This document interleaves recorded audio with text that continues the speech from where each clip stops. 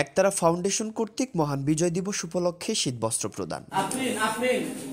বারুইচা বালিকা উচ্চ বিদ্যালয়ে 17 ডিসেম্বর মঙ্গলবার একতারা ফাউন্ডেশনের উদ্যোগে শিক্ষার্থী ও দুস্থদের মাঝে শীতবস্ত্র ও কম্বল বিতরণ করা হয়। পবিত্র কোরআন থেকে তেলাওয়াতের মধ্য দিয়ে শুরু হয় এই কর্মসূচি।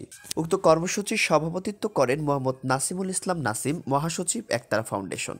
তিনি বলেন, ছাত্রছাত্রী যেন বড় হয়ে এরকম ভাবে মানুষের পাশে দাঁড়াতে পারে, তাই তিনি শিক্ষা প্রতিষ্ঠানগুলোতে এরকম কর্মসূচিগুলো বেশি করার উদ্যোগ নিয়েছেন। তারা যদি শিখে যে মানুষ মানুষের জন্য, আপনারা যদি শিখেন যে আপনার বাবা মা আপনাকে 10 টাকা খাওয়ার জন্য স্কুলে দিছে, তাই না?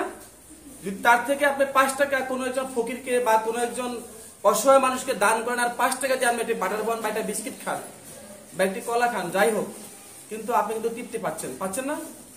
অতএব বাবা মা যা আপনাকে খরচ করার জন্য দিবে, আপনি তার থেকে কিছু টাকা অন্যকে আপনি দিবেন। এতে ভালো না খারাপ? আমি কিন্তু সেভাবে শিখেছি। কিভাবে শিখেছি? যখন আপনাদের মতো শিক্ষার্থী ছিলাম, এভাবে দিয়েছি, আজ পর্যন্ত এভাবে করছি। আশা করি মৃত্যুর আগ পর্যন্ত আল্লাহ পাক যাতে এভাবে জনকল্যাণে আমাকে এবং আপনাদেরকে কবুল করেন।